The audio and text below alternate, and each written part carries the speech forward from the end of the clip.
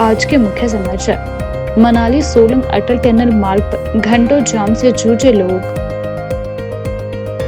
हिमाचल में तीसरे विकल्प की तलाश में है जनता। पंचायती राज चुनावों पर हाईकोर्ट के फैसले का भाजपा ने किया स्वागत। लोअर बाजार सब्जी मंडी में सब्जियों के दामों में उतार चढ़ाव। शिमला नगर निगम को मिले 6 करोड़। अर्की बाजार में भीषण अग्निकांड, 7 वर्षीय बच्चे की मौत। बढ़ते बस हादसों पर सामाजिक कार्यकर्ता चंद्रभूषण की चिंता। सीएम ने भूटान के लिए रवाना किए 5000 चिलगोजा पौधे। अब समाचार विस्तार से। हिमाचल प्रदेश में ताजा बर्फबारी के बाद बर्फ देखने की चाह में पर्यटकों की भारी भीड़ उमड़ रही है। आज सुबह से ही बड़ी संख्या में पर्यटक लाहौल घाटी की ओर रवाना हो रहे हैं, जिससे मनाली और आसपास के प्रमुख पर्यटन मार्गों पर यातायात व्यवस्था पूरी तरह चरमरा गई। खासतौर पर मनाली सोलंग नाला अटल टनल मार्ग पर वाहनों की लंबी कतारें देखने को मिली और पर्यटकों के साथ साथ स्थानीय लोगों को भी घंटों जाम में फंसे रहना पड़ा। सुबह के समय मनाली से सोलंग नाला और आगे अटल टनल की ओर जाने वाले वाहनों की संख्या अचानक बढ़ गई। इसके चलते सड़क पर वाहन रेंग कर चलते नजर आए। कई स्थानों पर हालात ऐसे बन गए कि कुछ किलोमीटर की दूरी तय करने में भी घंटों का समय लग गया। ट्रैफिक जाम के कारण पर्यटकों को भारी असुविधा का सामना करना पड़ा और स्थानीय लोगों के रोजमर्रा के कामकाज पर प्रभावित हुए।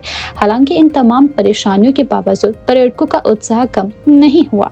बर्फ से ढके पहाड़, सोलंग घाटी के खूबसूरत नजारे और ठंडा मौसम पर्यटकों को आकर्षित करता रहा। मनाली घूमने आए पर्यटकों का कहना है कि ताजा बर्फबारी ने उनके सफर को और ज्यादा यादगार बना दिया है, लेकिन लंबा ट्रैफिक जाम उनके अनुभव को काफी हद तक फीका कर रहा है। कई पर्यटकों ने बताया कि घंटों जाम में फंसे रहने के कारण वे तय समय पर अपने गंतव्य तक नहीं पहुंच पाए।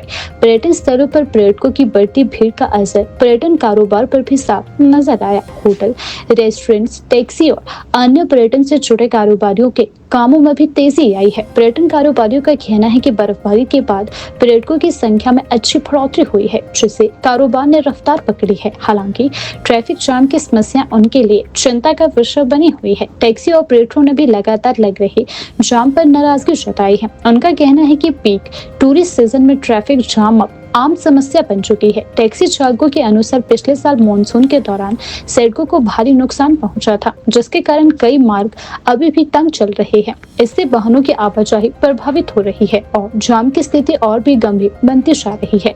विशेष रूप से मनाली, सोलंग नाला और नेहरू कुंड के बीच का क्षेत्र ट्रैफिक जाम के लिहाज से सबसे ज्यादा प्रभावित रहता है। यहाँ सड़कें तंग होने और वाहनों की संख्या अधिक होने के कारण बार बार जाम लग जाता है। स्थानीय लोगों का कहना है कि यदि समय रहते यातायात व्यवस्था को दुरुस्त नहीं किया गया और वैकल्पिक उपाय नहीं अपनाए गए तो आने वाले दिनों में स्थिति और खराब हो सकती है। पर्यटकों, स्थानीय लोगों ने प्रशासन से मांग की है कि ट्रैफिक नियंत्रण के लिए अतिरिक्त पुलिस बल तैनात किया जाए, पार्किंग की समुचित व्यवस्था की जाए और पीक सीजन में वाहनों की आवाजाही को नियंत्रित करने के लिए ठोस कदम भी उठाए जाए।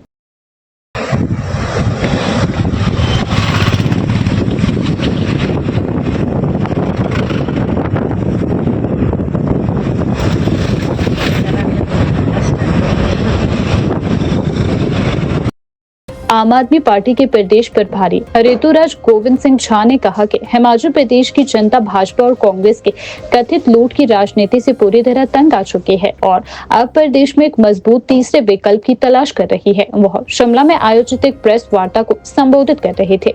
ऋतुराज गोविंद सिंह झा ने कहा कि दशकों से प्रदेश की सत्ता पर काबिज रही भाजपा और कांग्रेस ने न केवल एक दूसरे पर आरोप लगाने की राजनीति की है, जबकि आम जनता की मूल समस्या आज भी की तस्वीर बनी हुई है। उन्होंने आरोप लगाया कि दोनों ही दलों ने बारी बारी से सत्ता में रहकर जनता के भरोसे के साथ खिलवाड़ किया है। आप प्रदेश प्रभारी ने कहा कि महंगाई, बेरोजगारी, भ्रष्टाचार और मूलभूत सुविधाओं की कमी से प्रदेश की जनता परेशान है, लेकिन भाजपा और कांग्रेस के पास इन समस्याओं के समाधान के लिए कोई ठोस नीति नहीं है। उन्होंने दावा किया कि आम आदमी पार्टी ईमानदार राजनीति और जनहित की नीतियों के साथ जनता के बीच विकल्प बनकर उभर रही है।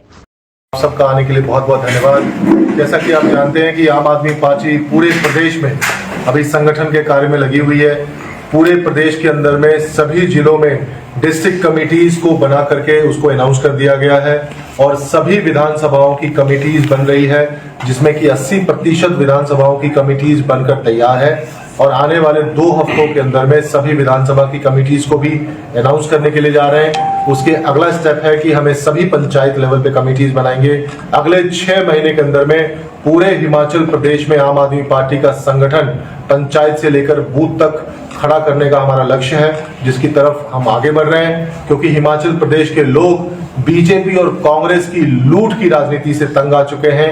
जब हम लोगों ने सर्वे करवाया, हिमाचल प्रदेश के लोगों से पूछा कि क्या आम आदमी पार्टी को हिमाचल प्रदेश में मजबूती से चुनाव लड़ना चाहिए, तो 80% लोगों ने कहा कि हाँ, हमें विकल्प की तलाश है। अगर आम आदमी पार्टी मजबूती से चुनाव लड़ेगी तो हम आम आदमी पार्टी को वोट देंगे, क्योंकि आम आदमी पार्टी एकमात्र पार्टी है देश के अंदर में जो काम की राजनीति करती है, ऐसे काम करती है जिसकी जरूरत हिमाचल प्रदेश के लोगों को भी है।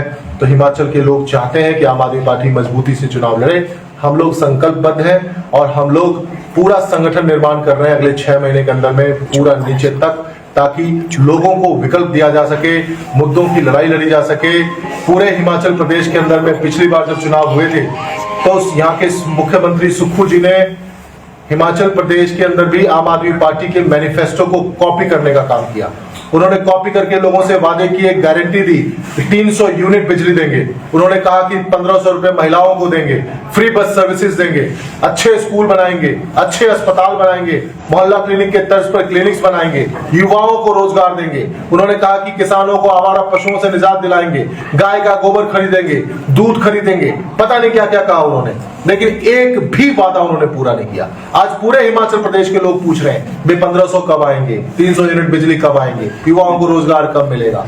लेकिन युवाओं को रोजगार देना तो छोड़िए, एक परीक्षा तक ठीक से नहीं करा पाते हैं, पेपर लीक्स हो जाते हैं और उसकी वजह से कितनी दिक्कतें होती है आप सब जानते हैं। तो इन चीजों से तंग आ चुके हैं लोग। बीजेपी से नाराज होकर कांग्रेस को वोट देते हैं, कांग्रेस से नाराज होकर के बीजेपी को वोट देते हैं, लेकिन दोनों ही पार्टियां मिलकर के हिमाचल प्रदेश में जल जंगल और जमीन की लूट मचाती है। पीछे अभी जब आपदा आई थी, जब प्राकृतिक आपदा आई थी, तो सबसे बड़ा प्रमाण आप लोगों ने देखा होगा कि किस तरीके से नदियों के अंदर में कटी हुई लकड़ियां जो है सो बह रही थी। ये भ्रष्टाचार और ये लूट का सबसे बड़ा प्रमाण था जो प्रकृति ने पूरे हिमाचल प्रदेश वासियों को दिखाने का काम किया। तो इस लूट की राजनीति को बंद करेगी आम आदमी पार्टी और काम की राजनीति को स्थापित करेगी। हम लोग संकल्पबद्ध हैं, विधानसभा चुनाव की तैयारी कर रहे हैं। इसके साथ साथ अभी Mandi municipal corporation, Solan municipal corporation, Palampur municipal corporation और क्या बोलते हैं आपको धर्मशाला, ये चारों जगह पे जो म्युनिसिपल कॉर्पोरेशन के चुनाव जो सिंबल पे होंगे, आम आदमी पार्टी राष्ट्रीय पार्टी है, तो हम लोग उसकी भी तैयारी साथ साथ कर रहे हैं, ताकि आने वाले म्युनिसिपल कॉर्पोरेशन में भी अच्छे और मजबूत उम्मीदवारों को उतारा जा सके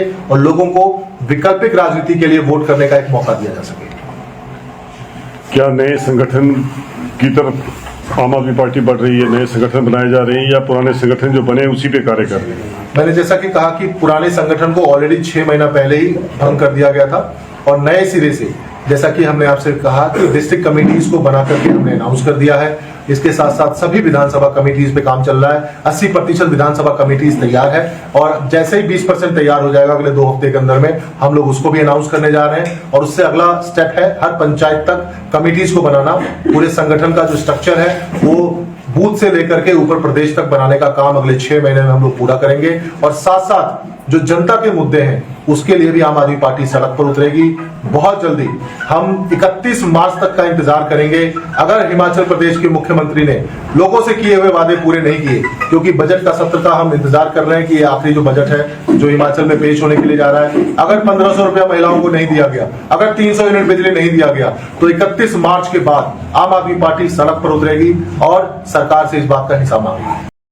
शहर की प्रमुख लोअर बाजार सब्जी मंडी में पिछले सप्ताह की तुलना में सब्जियों के दामों में उतार चढ़ाव दर्ज किया गया है। रोजमर्रा की रसोई में इस्तेमाल होने वाली कई सब्जियों के भाव में जहां लगभग 10 रुपए तक की बढ़ोतरी देखने को मिली है, वहीं कुछ सब्जियों के दामों में आंशिक गिरावट भी दर्ज की गई है। दामों में इस बदलाव का सीधा असर आम उपभोक्ताओं के घरेलू बजट पर पड़ रहा है। मंडी में उपलब्ध ताजा खुदरा भावों के अनुसार टमाटर 60 रुपए प्रति किलो में मिल रही है, जो बीते सप्ताह की तुलना में महंगा हुआ है।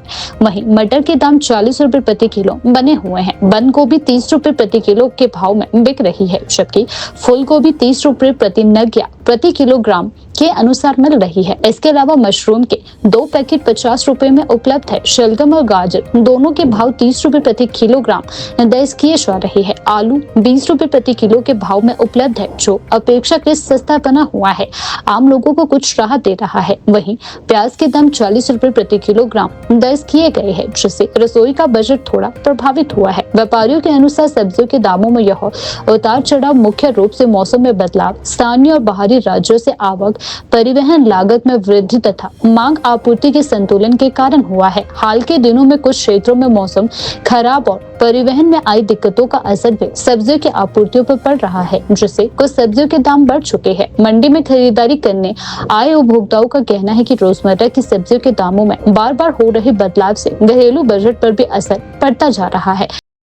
हिमाचल प्रदेश में लगातार बढ़ रहे बस हादसों को लेकर शिमला के सामाजिक कार्यकर्ता चंद्रभूषण ने गहरी चिंता व्यक्त की है। उन्होंने कहा कि प्रदेश में हो रही सड़क दुर्घटनाओं के पीछे केवल तकनीकी खामियां ही जिम्मेदार नहीं है, बल्कि मानवीय लापरवाही भी एक सबसे बड़ा कारण बनकर सामने आ रही है। अपने बयान में चंद्रभूषण ने विशेष रूप से बस चालकों की क्षमता पर सवाल उठाते हुए कहा कि जब हिमाचल पथ परिवहन निगम HRTC द्वारा नई और आधुनिक बसें लाई जा रही है, तो फिर पुरानी बसों और निजी बसों के चालकों की योग्यता, एकाग्रता और निर्णय लेने की क्षमता की नियमित जांच क्यों नहीं की जा रही। उन्होंने कहा कि सिर्फ सरकारी बसों तक सीमित न रहकर निजी बस चालकों के लिए भी IQ, व्यावहारिक और मानसिक स्वास्थ्य परीक्षण अनिवार्य होने चाहिए। चंद्रभूषण ने हाल ही में अर्की में हुए भीषण अग्निकांड और प्रदेश में घटित विभिन्न बस दुर्घटनाओं का हवाला देते हुए कहा कि कई हादसे लापरवाही, नियमों की अनदेखी और सुरक्षा मानकों की कमी के कारण होते हैं। उन्होंने प्रशासन और परिवहन विभाग से मांग की है कि वे इस दिशा में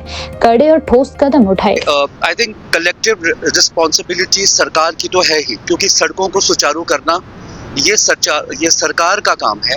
सड़कों में गड्ढे हैं तो ये सरकार का काम है, लेकिन कुछ गलतियां हमारी भी हैं कि जो प्राइवेट बसेस हैं, क्या वो नियमों का पालन कर रहे हैं, क्या बसेस की सर्विस रेगुलर हो रही है। क्योंकि एक बहुत आसानी से कह दिया जाता है कि गड्ढे थे और बस गिर गई। आई थिंक क्या ड्राइवर, जो बस के परिचालक हैं, क्या वो what is there state of mind, क्या वो फिजिकली फिट है चलाने के लिए बसेस, क्या उनकी आई साइट ठीक है, क्या उनकी, क्योंकि कभी इस तरह का हमारा होता नहीं है कि उनकी क्या नज़र ठीक है, क्या आई साइट ठीक है। दूसरी चीज़, जिम्मेदारी तो सरकार और प्रशासन की है ही, क्योंकि गड्ढे तो उन्हीं को भरने हैं। लेकिन अब आप देखिए कि बस, जो खबरें आ रही हैं कि बस ओवरलोडेड थी, तो उसके लिए कौन जिम्मेदार है? उसके लिए यात्री भी जिम्मेदार है, क्योंकि उनको अपनी सुरक्षा से, अगर उनको अपनी सुरक्षा से समझौता वो करते हैं तो ऐसे हालात बनते हैं। क्योंकि बस में अगर सुनने में आ रहा है कि 80 लोग थे और बस अगर खचाखच भरी होगी तो कौन जिम्मेदार है? हम भी जिम्मेदार हैं जो बैठे हैं बस में। अगर हम बोल नहीं रहे कि इतना ओवरलोड क्यों है, तो कहीं ना कहीं हमारी भी गलती है। और ये भी सुनने में आया, मैंने ऐसे सुना, जो लोग कह रहे हैं कि शायद जो ड्राइवर है वो फोन पे बात कर रहे थे। कुछ इस तरह की खबरें भी आई हैं। ये खबरें हैं, मैं उसकी पुष्टि नहीं कर सकता हूँ, पर अब जितने मुंह उतनी बातें हैं।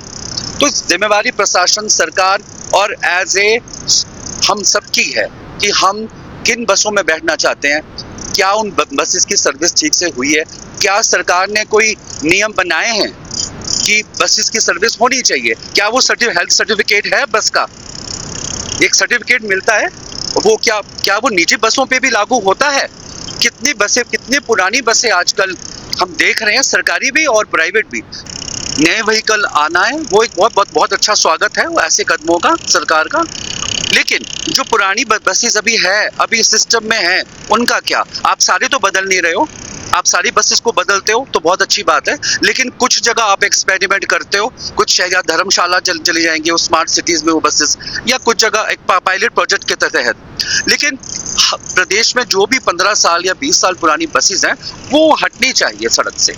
और दूसरी बात, हमारे जो ड्राइवर्स हैं, क्या उनका रेगुलर आई चेकअप होता है कि नहीं, क्या होता है कि नहीं? क्योंकि आपने एक बार जो परिचालक का जो टेस्ट होता है वो क्लियर करते हो, लेकिन जब वो इंसान 40 साल में पहुंच रहा है, 50 साल में पहुंच रहा है, आई साइट भी वीक होता है। और मुझे लगता है इस पहलू पे कभी भी गौर नहीं किया है कि हमारा, क्योंकि चलाएगा तो ड्राइवर ही गाड़ी, और उसका eye sight, he should be fit, physically fit. तो फिजिकल फिट ड्राइवर भी होना चाहिए और बसेस तो होनी ही चाहिए। शिमला नगर निगम को हाल ही में 6 करोड़ रुपए की राशि जारी की गई है, जिसका उद्देश्य नगर निगम कर्मचारियों के लिए आवास निर्माण सहित तय विकास कार्यों को गति देना बताया जा रहा है। नगर निगम प्रशासन के अनुसार संबंधित विभागों को कार्य सौंपने की प्रक्रिया भी शुरू कर दी गई है और दावा किया जा रहा है कि निर्माण कार्य शीघ्र ही आरंभ कर दिया जाएगा। हालांकि करोड़ों की राशि मिलने के बावजूद शहर की बुनियादी व्यवस्थाएं गंभीर संकट से जूझती नजर आ रही है। शिमला के कई वार्डों में नियमित रूप से कूड़ा नहीं उठाया जा रहा, जिससे जगह जगह गंदगी के ढेर लगे रहते हैं। इससे न केवल शहर की सुंदरता प्रभावित हो रही है, बल्कि स्वास्थ्य संबंधित खतरे भी बढ़ते जा रहे हैं। इसके साथ ही शहर के अनेकों क्षेत्रों में स्ट्रीट लाइट्स महीनों से बंद पड़ी है। रात के समय अंधेरा छाए रहने से आम लोगों, विशेषकर महिलाओं और बुजुर्गों को भारी परेशानियों का सामना करना पड़ रहा है। स्थानीय निवासियों का कहना है कि वे कई बार नगर निगम और संबंधित विभागों में शिकायतें भी दर्ज करवा चुके हैं, लेकिन मरम्मत कार्य समय पर नहीं हो रहे हैं। शहर के कई इलाकों में पानी की आपूर्ति अनियमित है, कहीं कम प्रेशर की समस्या है तो कहीं कई दिनों तक पानी नहीं मिल रहा है। गर्मी का मौसम अभी शुरू भी नहीं हुआ है, लेकिन उससे पहले ही पानी की किल्लत से जनता जूझ रही है। स्थानीय लोगों का सवाल है कि जब नगर निगम को विकास कार्यों के लिए करोड़ों रुपए की राशि मिल रही है, तो फिर सफाई, स्ट्रीट लाइट और पानी जैसी मूलभूत सुविधाओं में सुधार क्यों नहीं हो पा रहा है। जनता की मांग है कि 6 करोड़ रुपए की राशि के उपयोग का पूरा ब्यौरा सार्वजनिक किया जाए और बुनियादी समस्याओं के समाधान के लिए तत्काल और प्रभावित कार्यवाही की जाए। इस बीच शिमला के महापौर सुरेंद्र चौहान ने मीडिया से बातचीत करते हुए बर्फबारी के दौरान उत्पन्न होने वाली पेयजल समस्या और शहर के स्ट्रीट लाइट व्यवस्था को लेकर अपना पक्ष रखा। उन्होंने कहा कि बर्फबारी के समय जल स्रोतों और पाइपलाइनों को भारी नुकसान पहुंचता है, जिससे अस्थायी रूप से जल आपूर्ति प्रभावित होती है। महापौर ने यह भी कहा कि स्ट्रीट लाइट्स की मरम्मत के लिए संबंधित विभागों को निर्देश जारी किए गए हैं और चरणबद्ध तरीके से लाइटें दुरुस्त की जा रही है।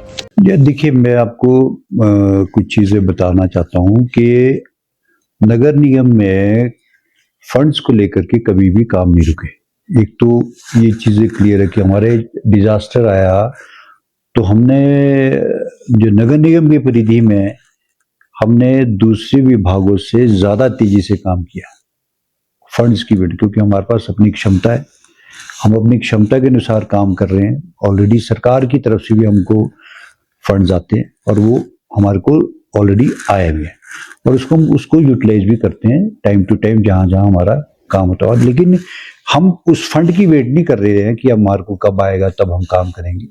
आपने देखा होगा कि शहर के अंदर हमने कोई ऐसी जगह नहीं जहां पर काम नहीं हुआ। करोड़ों रुपए के काम हमारे हर साल होते हैं और ग्रांट्स के तौर पे हमारे को सेंट्रल ग्रांट भी आती है और स्टेट की ग्रांट भी आती है। बाकी नगर निगम की अपनी सोर्स ऑफ इनकम है और उस इनकम को बढ़ाने के लिए, जनरेट करने के लिए बहुत सारे हमने फैसले भी लिए, जिसको आप देखोगे आगे आने वाले समय में कि नगर निगम अपने पैरों पे खड़ा होगा और हम बहुत अच्छे उस पर खड़े होंगे।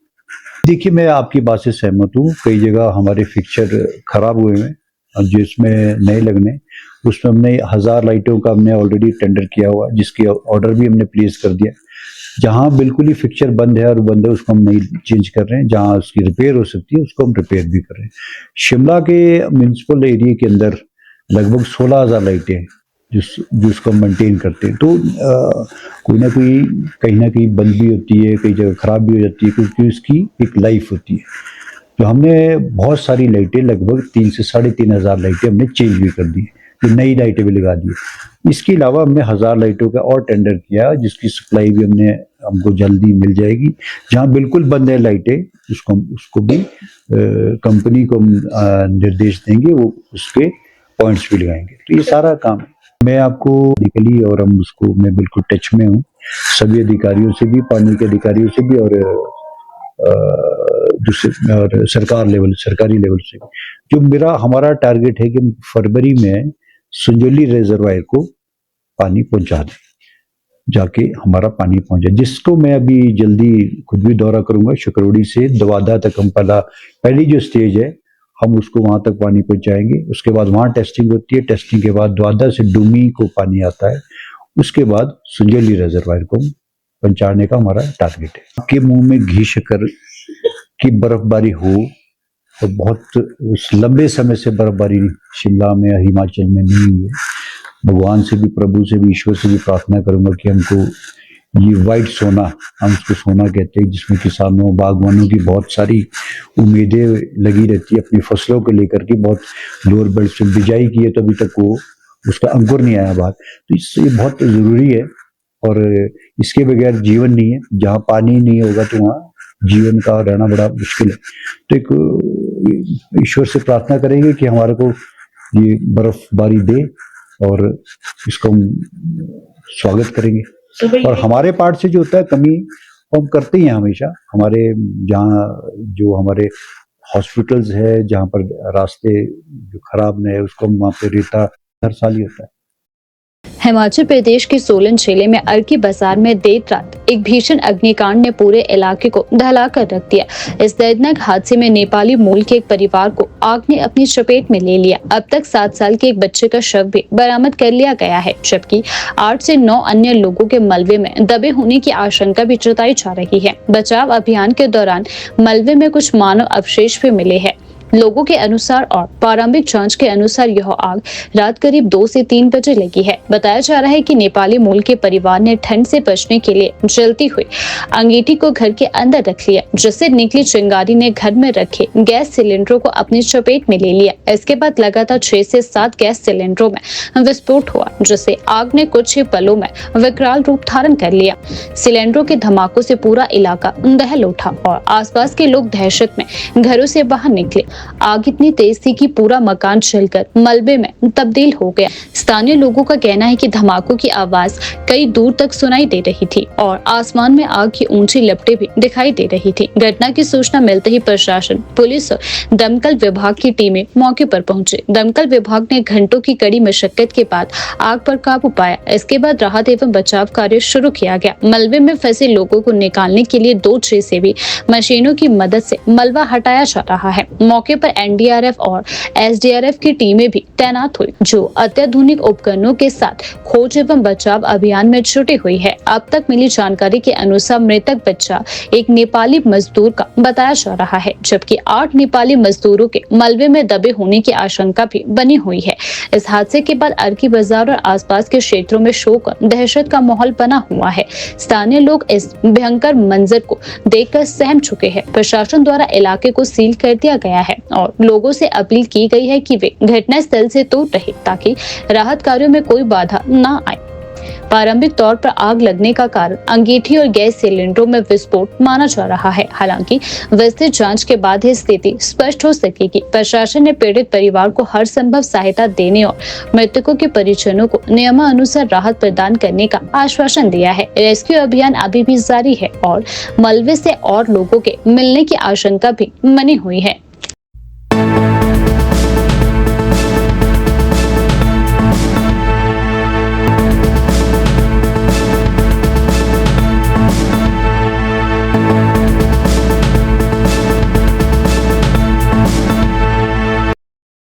पंचायती राज चुनावों को लेकर प्रदेश हाईकोर्ट के फैसले के बाद भारतीय जनता पार्टी ने कांग्रेस सरकार पर तीखा हमला बोला है।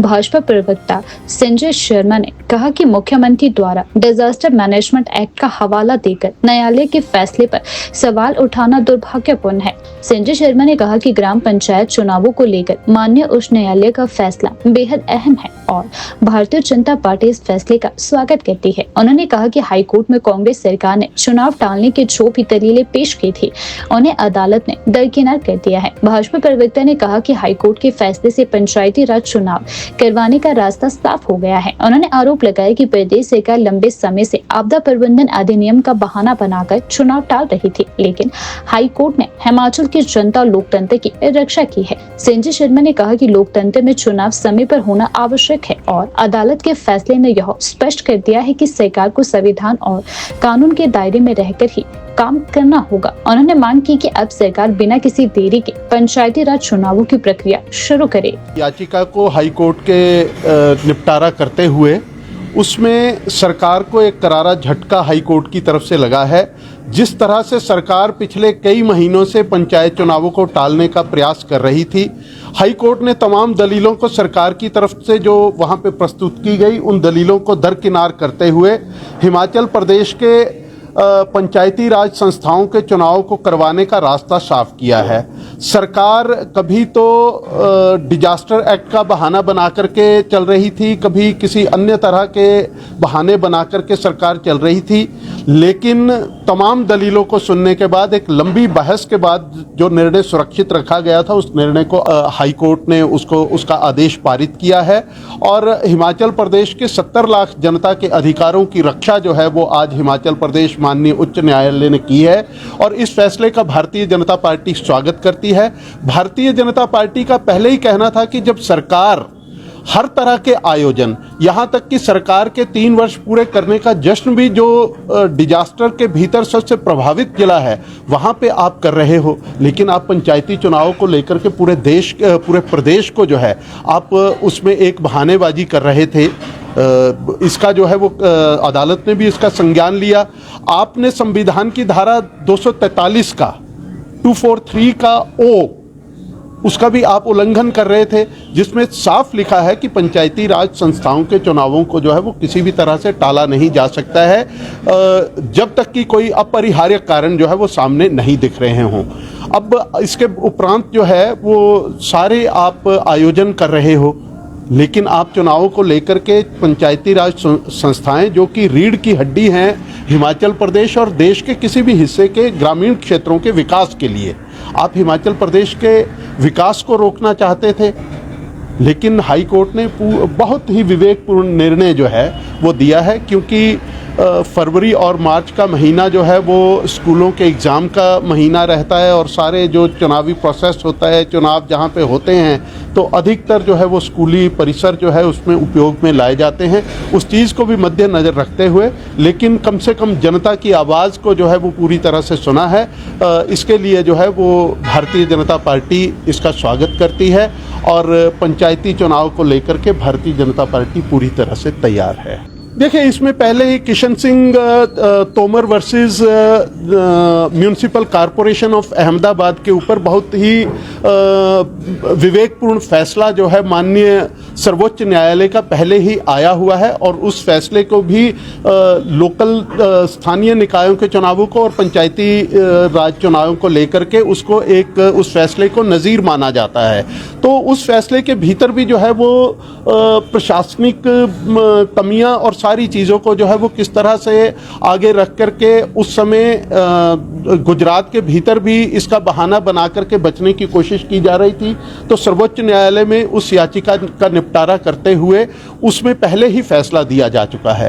तो डिजास्टर एक्ट के, क्योंकि हाई कोर्ट ने भी, हाई कोर्ट के भीतर आपने यहाँ तक कि अपने सरकारी वकीलों के अलावा आपने अन्य वकीलों की सेवाएं भी ली और वहाँ पर भी आपने इस दलील को रखा कि प्रदेश के भीतर डिजास्टर एक्ट है, लेकिन हाई कोर्ट ने, मुझे लगता है कि इस सारी बहस को सुनते हुए कि आप प्रदेश के भीतर आपके नाच गाने के कार्यक्रम करा सकते हो, आप सरकारों के अन्य मेले करवा सकते हो, आप कार्निवल्स करवा सकते हो, केवल मात्र एक चुनाव करवाने के लिए आपके पास जो है वो डिजास्टर का आड़ में आप जो है वो बचना चाहते हो।